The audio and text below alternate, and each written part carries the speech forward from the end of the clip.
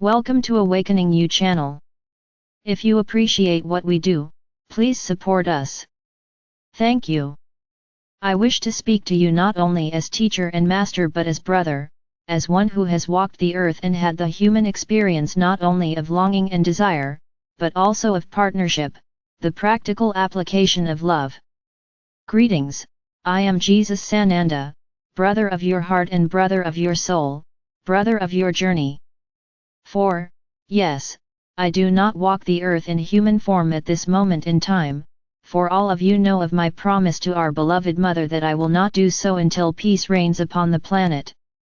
But I wish to give you words of encouragement, even as war rages in distant lands, because peace is in your heart. And when you are carrying this, it is communicated not only all over the planet but far beyond as well. So do not think that Michael and I do not make progress with the anchoring of peace on earth. We do. And we do so because of you, each and every one of you. I come this day to speak to your hearts about what is near and dear to you, about the sacred nature of partnership, about the sacred nature of love. And I wish to speak to you not only as teacher and master but as brother, as one who has walked the earth and had the human experience not only of longing and desire, but also of partnership, the practical application of love. For other than the family situation, parents and children, this is the greatest application, the opportunity to learn in very real physical form the truth of what love looks like. I wish to back up a little bit because I have heard so many of your prayers when you have said to me, Jeshua, why do you not bring me my divine other, for I am lonely and I truly desire to travel with my beloved. Don't think those prayers aren't heard because they are heard and answered every day, but you are also partner with us in that creation, you know. Because to enter into that partnership, into that place of sacred union, into that bonding, whether it is marriage or commitment or simply the decision to travel together, these are all the same, you know. It is a choice. So often I will hear someone say, well, I didn't really have a choice. And I smile at that because it is such an underestimation of your own power and your own power to create.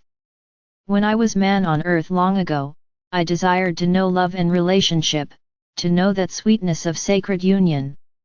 And, you know, there were various opinions on this, particularly with my mother and father, for do not forget all of us knew the general outline of what lay ahead and the task that I had set for myself in concert with my mother-father for what I would do upon the planet and the anchoring of love. But to me, even as young man, well, this does not make sense. How can I be anchoring love when I do not know the intimacy of the physical reality of bonding?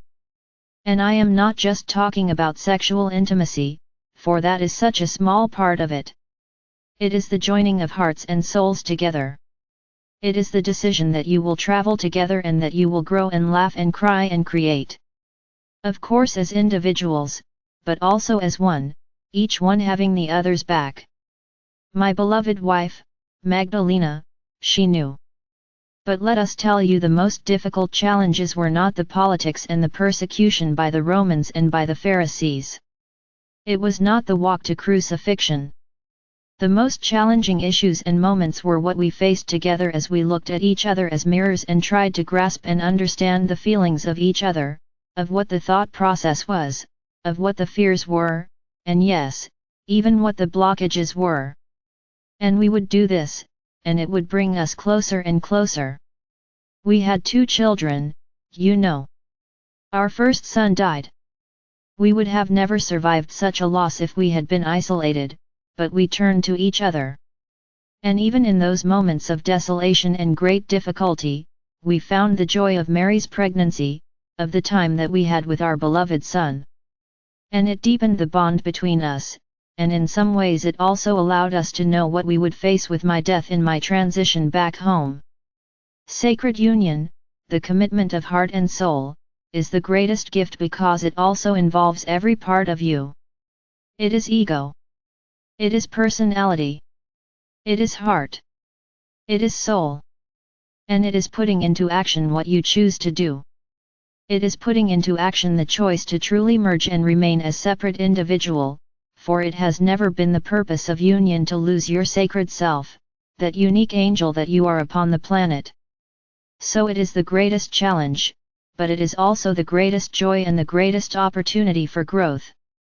And it is absolutely in alignment with the audio mark 1706 of human existence, which is free will, free choice. You say to me, Jeshua, why do you talk about this today, why today? And it is because so many of you are actively creating this and asking for my assistance and insight. I am bonded to this very day with my beloved Magdalena.